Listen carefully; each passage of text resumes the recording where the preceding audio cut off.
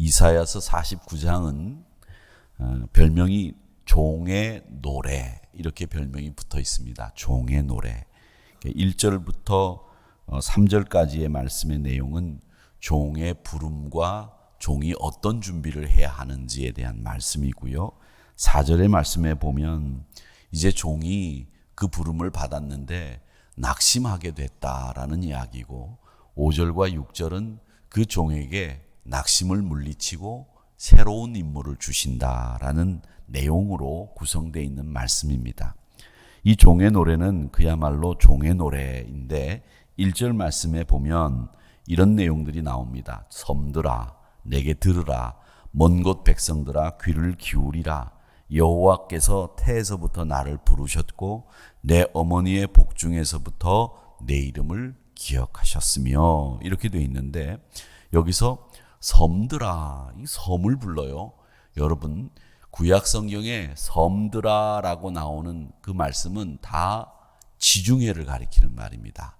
또 이 섬들아라고 하는 말을 다른 표현으로는 대해라고 부를 때에 이건 다 지중해를 가리키는 말입니다. 그 다음에 먼 곳 백성들아라고 하는 말은 그야말로 먼 곳 백성들, 즉 이방인들을 가리키는 말입니다. 그래서 이 말씀은 하나님이 이스라엘 백성들을 부르시는데 그냥 가까운 이스라엘 백성들만 부른 게 아니라 지중해에 있는 먼 곳에 있는 백성들도 내가 불렀다, 들어라, 귀를 기울여라, 이런 말씀입니다. 그래서 이 말씀을 보면 하나님의 부르심은 이스라엘 백성들에게 국한되거나 제한되는 것이 아니라 온 세계 모든 백성을 하나님의 자녀로 부르신다는 것을 보여줍니다. 그래서 이사야 선지자를 뭐라고 부르냐면 이스라엘을 위해서 선지서 말씀을 예언했는데 이스라엘의 선지자가 아니라 온 세계의 선지자고 온 세계를 향해서 선교하는 일을 꿈꾼 사람이 이사야다, 이렇게 이야기할 정도로 이사야 선지자는 이렇게 이방을 향해서 많은 부름을, 하나님의 택하심이 있다는 것을 알려주신 선교사입니다. 선지자입니다. 1절 말씀에 보면 하나님께서 열방과 온 세계를 향해 전할 것이 있어서 나를 불렀다. 그 먼 곳에 있는 섬들에 있는 그 백성들도 부름을 입었다, 이런 말입니다. 제가 특별 새벽기도 첫날 월요일 새벽에 이사야서가 총 3부분으로 나누어져 있다, 이렇게 말씀을 드렸습니다. 1권에서부터 39장, 40장에서부터 50장, 50장에 55장, 56장에서부터 66장, 이렇게 3부분으로 나눠져 있다고 했는데 오늘 이 49장은 두 번째 부분, 가장 위로가 많은 메시지가 담겨 있다, 이렇게 말씀을 드렸고, 이 55장까지 40장에서부터 55장까지의 내용의 배경이 어디냐면 바벨론이다, 이렇게 말씀을 드렸습니다. 근데 이 바벨론이라고 하는 곳은 유배지고 이방 땅입니다. 그런데 그 유배지고 이방 땅인 바벨론이 선교지고 우리가 가서 영혼을 구원해야 되는 곳이다, 이 말씀을 하고 있습니다. 그러니까 이 말씀을 보면 이사야 선지자는 너희들이 지금 포로로 끌려가 있는, 유배가 있는 바벨론 그 땅 백성들을 향해서도 하나님을 외쳐라, 케라해라, 이 말씀을 하시고 있는 겁니다. 포로로 끌려가 있는 동안 노역에 사람 이하의 대우를 받으면서 불만 터뜨리고 이렇게 살아도 되나, 이런 생각만 하지 말고 그 바벨론의 지배를 받는 그 순간에도 지배하는 바벨론 사람들을 향해서 하나님을 외쳐라, 케라해라, 이 말씀을 지금 여기서 우리에게 하고 있는 겁니다. 그러니까 우리는 이런 생각을 하기 쉬워요. 나를 지배하고 나를 괴롭히는 사람들에게 복음을 전하고 하나님을 알려준다고 하는 것은 이건 말도 안 되는 일이고 그들은 죽어 마땅해, 그들은 벌받아 마땅해, 이렇게 생각할 수 있는데 하나님은 그렇게 생각하지 말고 유배지에서도 너희를 억압하고 괴롭히는 그 바벨론을 향해서도 복음을 전해라, 이렇게 말씀을 하시는 것입니다. 그렇기 때문에 우리가 이 이사야 선지자가 가지고 있는 이 선교적인 마인드를 우리도 배워야 됩니다. 야, 일본 우리나라를 36년 동안 괴롭혀서 그 나라는 무역도 다 끊어야 되고 죽어마땅해야 되고 섬이 요즘에 0.5cm씩 가라앉는다고 하니까 폭 가라앉아가지고 망해야 돼. 이런 생각을 가지고서 있는 사람들은 선교적인 마인드, 이사야 선지자와 같은 마인드를 가지고 있지 않은 사람이에요. 여러분, 누구든지 하나님의 말씀을 증거받아야 되고 누구든지 그리스도의 사랑을 하나님께서 전하라고 하시고 있는 말씀이 오늘 이 말씀의 내용입니다. 그러니까 북한도 중국도 일본도 모든 나라가 다 하나님의 말씀을 듣고 하나님 말씀 앞에 눈을 뜨고 귀가 열리고 마음이 열리는 역사가 일어날 수 있도록 너희들 택한 종으로 삼았다라는 말씀이 오늘 말씀의 내용이라는 것을 여러분 꼭 기억하시기를 바랍니다. 그래서 이 선교라고 하는 것은 여러분 우리가 선민이라고 하는 생각에서 우리가 만민이라고 하는 생각으로 바뀌어져야 이 선교적인 마인드가 생기게 됩니다. 이스라엘 백성들은 자기들이 선민이라고만 생각했죠. 그런데 그 선민이라고 하는 생각에 결국 자기 스스로 발목이 잡혀서 만민을 향해서 복음을 전하지 못했습니다. 여러분, 하나님은 만민을 향해서 복음을 외치라고 말씀하시고 있지 선민을 향해서만 말씀을 외치라고 말씀하지 않으셨습니다. 이걸 분명히 여러분들이 기억하셔야 되겠다라는 생각으로 이 말씀을 우리가 분석을 해봤습니다. 그 다음에 이사야서 오늘 말씀의 내용은 아니지만 19장 19절의 말씀에 보면 이런 말씀이 있습니다. 그날에 애굽 땅 중앙에는 여호와를 위하여 제단이 있겠고 그 변경에는 그 주변에는 여호와를 위하여 기둥이 있을 것이다 라는 말씀이 있습니다. 이사야가 꿈을 꾸는 장면인데요. 이사야가 꿈을 꿨는데 이집트 땅, 애굽 땅에 그 중앙에 우상신전이 아니라 여호와를 섬기고 찬양하는 제단이 서 있는 거예요. 그래서 놀랍다, 이상하다 이런 생각을 하고 19장 19절의 말씀을 기록했습니다. 애굽에 이집트에 그 중앙에 제일 중심에 사람들이 제일 많이 모이는 곳에 여호와를 위한 제단이 서 있는 꿈을 꿨다는 내용입니다. 여러분, 이게 믿음의 사람 요셉이 꾸었던 꿈과 비슷합니다. 말도 안 되는 얘기죠. 형들의 이삭단이 와가지고 자기 이삭단 앞에 와서 절을 하더라. 형들의 별들이 내 별 앞에 와서 절을 하더라. 형들이 그 이야기를 듣고 어떻게 했습니까? 콧웃음 쳤죠. 자식이 이게 정신이 나갔구나. 네가 아버지 사랑받으니까 눈에 보이는 게 없구나. 요즘 말로 얘기하면 간이 배 밖으로 나왔구나. 형들 앞에서 형의 이삭단이 너 앞에 가서 절을 해? 내 별이 네 앞에 가서 네 별 앞에서 절을 해? 이런 못된 놈 같으냐고, 대바라진 놈. 속으로 형들이 다 그렇게 생각했어요. 그런데 여러분, 그 이야기가 어떻게 됩니까? 그대로 현실이 돼버리지 않습니까? 그런데 오늘 이 이사야 선지자가 19장 19절에서 애굽 땅 중앙에 여호와를 위하여 제단이 있겠고라는 말씀이 그대로 이루어진다는 겁니다. 여러분 아십니까? 이 애굽이라고 하는 이집트가 기독교가 제일 먼저 전해진 나라 중에 하나이고 기독교가 융성했던 나라입니다. 지금도 이 기독교 중에서 단신교라고 하는 말은 무슨 말이냐면 콥틱 교회라고 하는 교회가 우리가 여러분 성지순례 가보시면 예수님이 피난 오셔서 숨어 계셨던 교회 가보셨을 겁니다. 지하로 이렇게 들어가셨을 텐데 요 근래에 가신 분들은 거기에 물이 차서 못 들어가신 분들도 계실 거예요. 치수가 잘 안 돼가지고 물이 계속 찹니다. 근데 그 예수님이 피난 가셨던 교회가 콥틱 교회라고 하는데 이 이집트에 있는 기독교인들이 콥틱 교도들입니다. 단신교자들이라고 해서 삼위일체를 부정하지만 이 사람들은 예수 그리스도를 믿고 하나님을 믿는 사람들입니다. 그런 기독교 신자들이 콥틱 교인들인데 이 이슬람 극렬분자들이 이 콥틱 교회 교인들을 자주 공격해서 이집트에서 기독교인들이 공격을 받았다 하면 콥틱 교인들이 공격받은 겁니다. 그런데 그렇게 이집트에 여호와를 위한 제단이 서는 일, 이건 당시 이사야 선지자 당시에는 꿈꿀 수 없는 일이었는데 그런 일들이 벌어지는 꿈을 이사야 선지자가 꿨다는 거예요.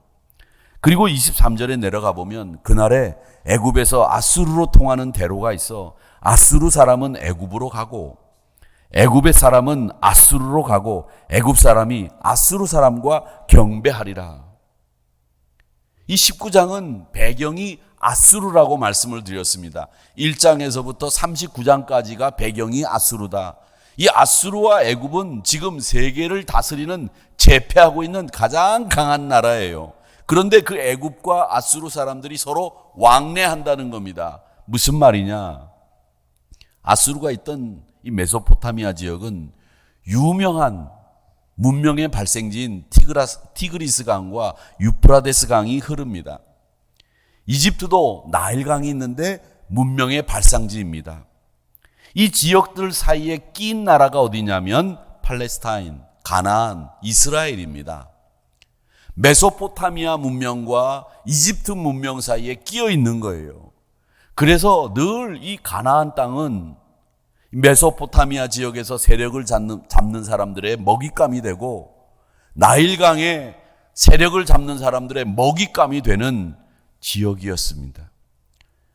그러니까 이 애굽에서 아수르로 통하는 길이 생기고 아수르 사람이 애굽으로 가고 애굽 사람이 아수르로 간다는 이 말이 도대체 무슨 말이냐? 이 말은 이제는 온 나라가 길이 생기는데 그 길이 어떤 길이 생기느냐면 싸우기 위한 길이 아니라 여호와를 섬기기 위한 길이 생긴다라고 하는 꿈을 꾼 거예요. 여러분, 당시로는 말도 안 되는 얘기죠. 아수르도 이집트도 원수고요. 그 사이에서 늘 끼어가지고 먹잇감이 되는 이 가나안 땅은 더더욱 힘들고 어려운 지역인데 여기에 길이 생기고 여기에 서로 아수르 사람과 이집트 사람이 왕래한다고 하는 것은 평화의 시대가 도래하고 하나님을 섬기는 시대가 된다라는 말입니다. 그런데 24절의 말씀을 보면 더 놀랍습니다. 뭐라고 되어 있느냐면 그날에 이스라엘이 애굽 및 아수르와 더불어 셋이 세계 중에 복이 되리니. 여러분 아까 보셨던 그 지도에처럼 그 세 지역이 세계의 복이 된다는 겁니다. 하나님을 섬기는 아수르, 하나님을 섬기는 그 애굽의 중앙에 여호와를 섬기는 제단이 생기고 모든 나라가 하나님께로 돌아오게 하는 복 있는 새 나라가 된다라는 꿈입니다. 절대로 하나가 될 수 없는 나라들입니다. 하나님을 경배하고 세계 열방이 복을 받을 수 있는 통로가 된다는 말씀입니다. 여러분, 이 말씀을 보면서 여러분 어떤 생각을 하십니까? 여러분, 이런 생각을 하셨으면 저는 좋겠어요. 꿈을 꾸십시오. 말이 안 되는 꿈이라고 할지라도 하나님 안에서는 말이 안 되는 꿈이 없습니다. 하나님은 모든 세상을 다스리시는 분이기 때문에 하나님 안에서 선교적 비전을 가지고 꿈을 꾸세요. 하나님을 섬기고 하나님을 경배하는 나라가 될 것을 기대하고 꿈꾸셔야 됩니다. 이 꿈은 멈추면 안 됩니다. 조금은 뜬구름 잡는 것 같은 한이 있어도 없는 꿈보다는 있는 꿈이 낫습니다. 그런데 지금 이사야 선지자가 이 말씀을 예언할 때 이 꿈은 이스라엘 사람들은 생각할 수도 없는 꿈이었어요. 그런데 그 꿈을 이사야 선지자가 꾸고 있는 겁니다. 이사야 선지자의 꿈은 민족주의를 넘어섭니다. 자신이 선민이라고 생각했던 그 생각, 대적들이라고 생각했던 그 사람들도 하나님을 경외한다. 그래서 조금 전에 말씀드린 것처럼 선민인 이스라엘 사람들이 만민과 똑같아지는 이런 일들이 벌어지는 겁니다. 이게 꿈이었습니다. 모든 나라가 하나님의 사랑을 받을 백성들이고요. 모든 나라가, 모든 백성이 하나님의 예배 자리를 지켜야 되는 사람이 되어야 된다. 이게 선교적인 마인드예요. 자기만 먼저 내가 한국 사람이기 때문에 이런 생각하시면 이건 선교적인 마인드가 아니죠. 제가 언젠가 말씀드렸죠. 필리핀의 저 밑에 세부라고 하는 곳에 그 밑으로 가보면 섬들이 많은데 2015년도에 태풍이 불어가지고 집들이 다 날아가서 우리 교단에서 3,000채 정도의 조그마한 집들을 쫙 지어주고 봉헌하러 간 적이 있었습니다. 근데 거기 같이 가셨던 부총회장 장로님께서 거기 가보시더니 하는 말씀이, 목사님, 저는 지금까지 선교에 대해서 회의적이었습니다. 우리나라도 예수 다 못 믿게 했는데 우리나라를 먼저 복음화해야 되는데 여기까지 와서 왜 복음을, 거기까지 가서 왜 복음을 전해야 되는지 이해가 안 됐습니다. 그런데 여기 와보니 이 사람들에게도 복음이 필요하고 이 사람들에게도 하나님의 사랑이 필요하고 이 사람들에게도 말씀이 들려야 된다는 생각을 하게 됐습니다. 그렇습니다. 선교 그러면, 아니 우리나라도 아직 복음화를 시키지 못했는데 외국까지 가서 뭐하러 선교하느냐고, 이런 이스라엘 사람들이 가지고 있었던 선민이라고 했던 그 생각을 우리도 똑같이 가지고 있으면서 그 반복, 그 실수를 계속 지금 반복하면서 그 사고에 얽매여서 벗어나지를 못하는 거예요. 하나님은 만민을 향해서 복음을 전하라고 했지 선민을 향해서 복음을 전하라고 말씀하지 않았습니다. 그러니까 온 나라 백성들이, 심지어 원수고 대적인 그 나라도 서로 길이 통하고 하나님의 말씀을 전하고 하나님을 섬기는 나라가 되어야 될 것이다 라고 하는 이 꿈을 꾸는 이사야 선지자의 말씀이 우리에게는 가슴에 와 닿아야 된다는 거예요. 여러분, 선교적 마인드라고 하는 것은 선민과 만민이 원래 한민족으로 하나님을 섬기고 경배하는 그런 백성들이 되어야 된다고 하는 놀라운 꿈을 꾸는 사람들에게 갖게 되는 바른 꿈입니다. 그런 꿈을 꾸다가 선지자가 이제 어떻게 하고 있느냐, 49장 4절에 보니까, 그러나 나는 말하기를 내가 헛되이 수고하였으며 무익하게 공연히 내 힘을 다하였다 하였도다. 참으로 나에 대한 판단이 여호와께 있고 나의 보응이 나의 하나님께 있느니라. 수고하고 애썼는데 하나도 이루어진 게 없어요. 이사야 선지자 때 아수르와 애굽이 뭐 통하기나 했습니까? 서로 잡아먹으려고 으르렁거리고 싸우고 난리를 쳤죠. 아수르는 이 애굽을 먹어야 된다고 생각을 하고 애굽을 공격하기 위해서 얼마나 많이 이스라엘을 쳐들어가고 이스라엘을 통해서 애굽으로 내려갔습니까? 그런데 이 꿈을 꾼 이 이사야 선지자가 오늘 이 말씀을 보세요. 4절. 내가 헛되이 수고하였으며 무익하게 공연히 내 힘을 다하였다. 무슨 말입니까? 내가 열심히 해봤는데 안 되더라. 지금 낙심하고 있는 겁니다. 이사야 선지자는 하나님의 부름을 받아 준비하고 있었고 위대한 꿈도 꾸고 있었고 사역은 잘 감당했는데 그 결과가 좋지 않았어요. 그래서 내가 괜히 헛고생했구나. 그렇게 하지 않는 건데, 이런 말씀을 하고 있는 겁니다. 무익하게라고 하는 말은 히브리 말로 토후라고 합니다. 토후. 이 토후라는 말은 창세기 1장 2절의 말씀에 보면 땅이 혼돈하고 라는 말씀이 나오는데, 이 혼돈이라는 단어가 토후입니다. 무익하다라는 말과 혼돈이라는 말이 뜻이 같아요. 토후. 이사야 선지자는 지금 괴롭습니다. 사역의 결과가 나타나지 않았으니까요. 열심히 힘을 다했는데 토후입니다. 결과가 없어요. 실패했습니다. 낙심합니다. 그런데 여러분, 낙심하고 결과가 없어서 실망은 했지만, 그러나 이사야 선지자가 하지 않았던 게 있습니다. 잘 들으십시오. 내가 패배했다고는 생각하지 않습니다. 왜냐하면 그 이후에 4절 밑에 보면 나에 대한 판단은 누가 한다고요? 여호와께 있고, 내가 한 일에 대한 보응은 하나님께 있다라고 말씀하시면서 분명하게 내가 실망은 좀 했지만, 내가 사역을 해서 어려움은 있고 결과는 없지만 판단은 하나님이 하시는 것이고 나에 대한 보상은 하나님이 하시는 것이다 라고 하는 분명한 말씀을 하고 있다는 겁니다. 사랑하는 성도 여러분, 한 해 동안 열심히 수고하고 난 뒤에 내가 전도하려고 했던 그 영혼이 하나님께로 돌아오지 않는 경우도 있어요. 내 사역의 결과가 열심히 파이넷 운동을 벌이고 새가족을 정착시키려고 애를 쓰고 기도도 하고 눈물도 뿌렸는데 결과가 없어요. 토후입니다. 혼란스러워요. 무익한 것 같아요. 토후입니다. 그런데 여러분이 사역의 모든 판단은 하나님이 하시는 거예요.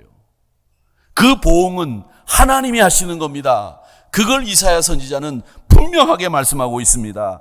나에 대한 판단이 여호와께 있고 나의 보응은 하나님께 있다. 이 말씀을 꼭 기억하시기를 바랍니다.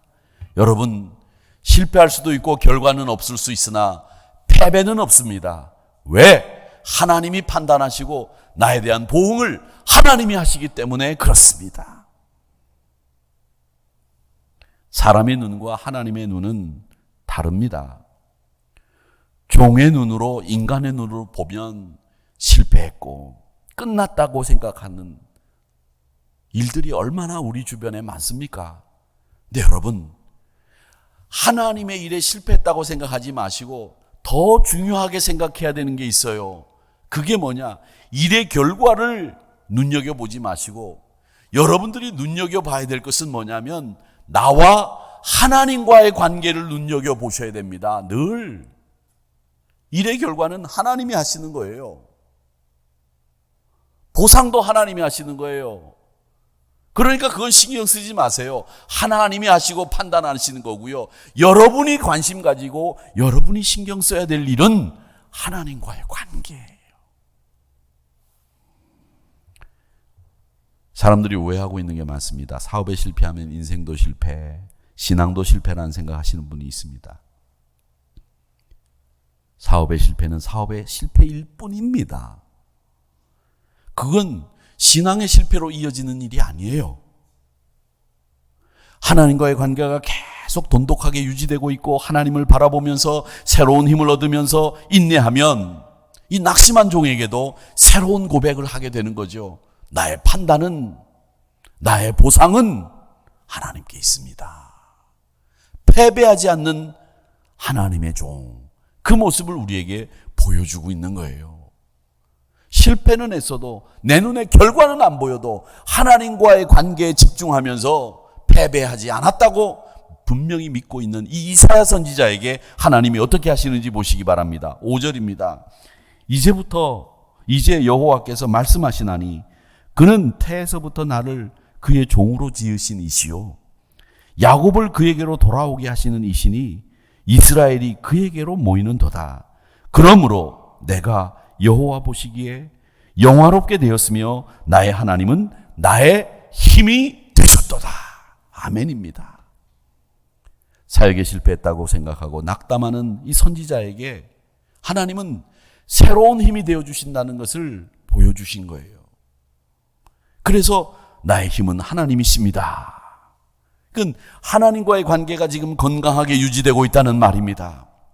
또 6절 말씀 볼까요? 뭐라고 되어 있느냐? 그가 이르시되 하나님이 나에게 말씀하시되 네가 나의 종이 되어 야곱의 지파들을 일으키며 이스라엘 중에 보존된 자를 돌아오게 할 것은 매우 쉬운 일이라. 매우 쉬운 일이라 내가 또 너를 이방의 빛으로 삼아 나의 구원을 베풀어 땅 끝까지 이르게 하리라. 아수르가 여호와의 제단이 애굽 중앙에 생기는 꿈을 꿨는데 그 꿈이 이루어지지 않는 것을 보면서 낙심했던 이사야 선지자에게 하나님이 다시 땅 끝까지 이르게 구원을 베풀어라. 이방의 빛으로 너를 삼았다. 새로운 임무를 주시는 거예요. 사랑하는 성도 여러분, 낙심하지 마시고 패배하지 마시고 하나님과의 관계를 계속 좋은 관계로 돈독하게 유지하는 그 사역자는, 판단과 보상이 하나님께 있다고 믿는 그 선지자는 새로운 임무를 받게 되었다라는 말씀이 6절에 나오는 말씀입니다. 새로운 임무를 주시는 거예요. 감리교 창시자인 이 존 웨슬레 여러분 아시죠? 성격이 팍팍한 사람입니다. 생기기도 팍팍하게 생겼죠. 이분이 이 실패를 한 여러 가지 이야기 중에 가장 큰 실패는 미국 조지아주에 선교를 갔다가 실패한 얘기입니다. 이 웨슬리를 어떤 여자분이 좋아했어요. 굉장히 좋아했습니다.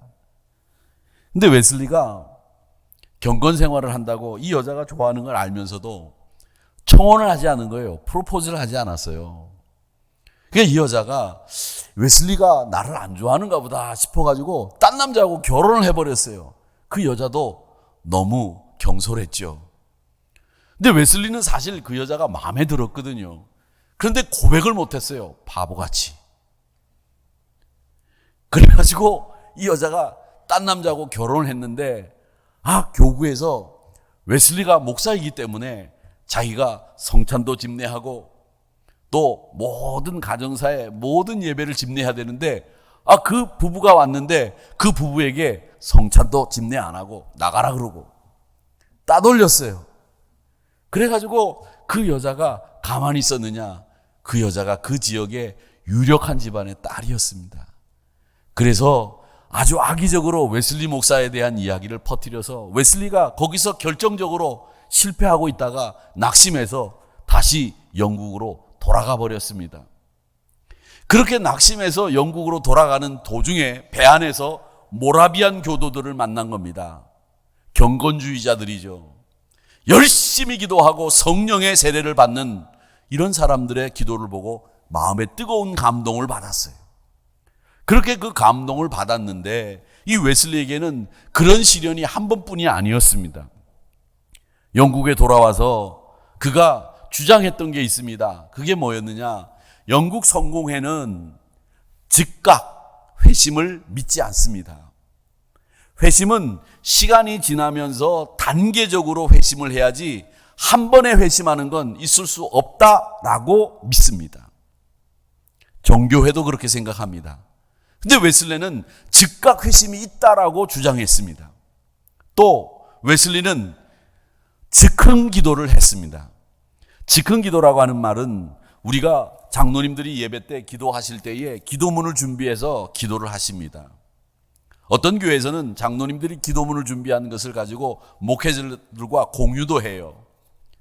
준비된 기도를 하라는 거죠.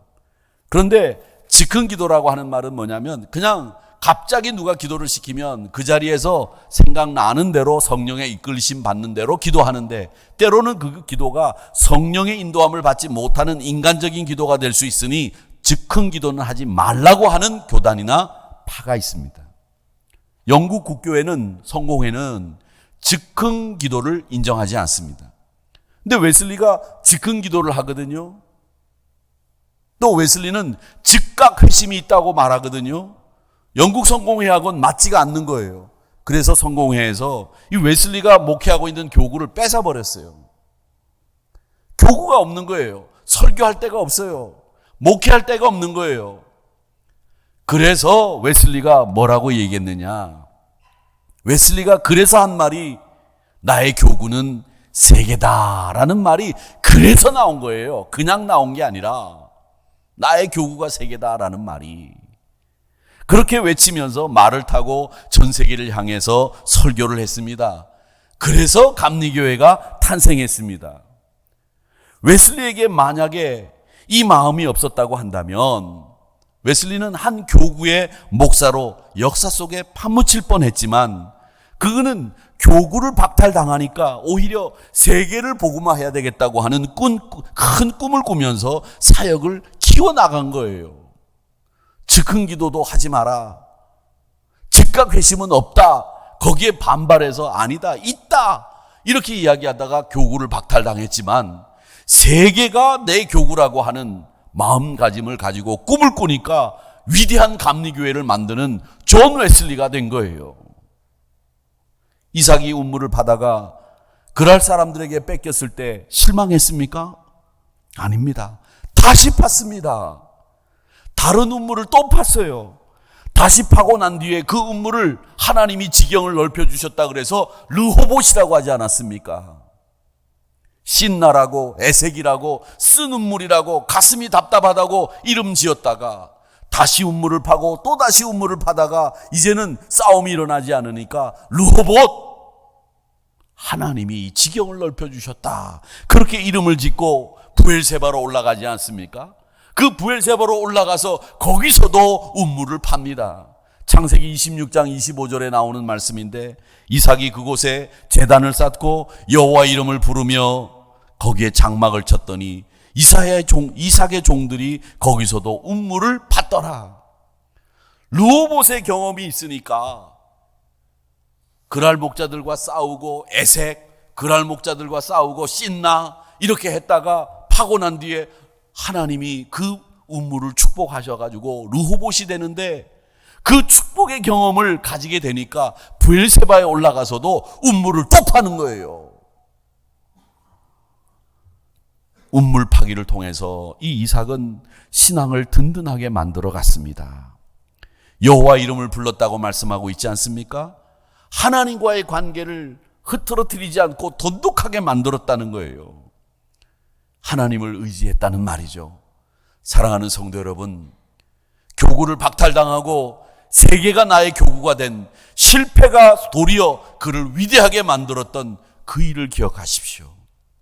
그랄 목자들에게 운물을 뺏겼지만 다시 운물을 파는 르호봇의 축복을 여러분의 축복으로 만드시기를 축원합니다. 여러분, 낙심하지 마세요. 사역의 판단은 하나님이 하시는 겁니다. 보상은 하나님이 하시는 겁니다. 우리는 하나님과의 관계를 더 소중하게 생각하면 됩니다. 그러면 하나님이 새로운 인물을 주시는 거예요. 이사야서 44장의 말씀 보십시오. 너를 내가 만들었다. 너를 모태에서부터 지어낸 내가 너를 도와줄 여호와가 말한다. 나의 종 야곱아, 나의 택한 여수르나 두려워하지 마라.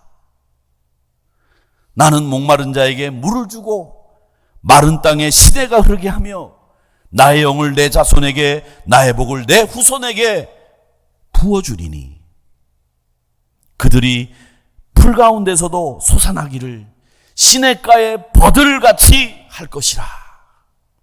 사랑하는 성도 여러분, 힘내세요.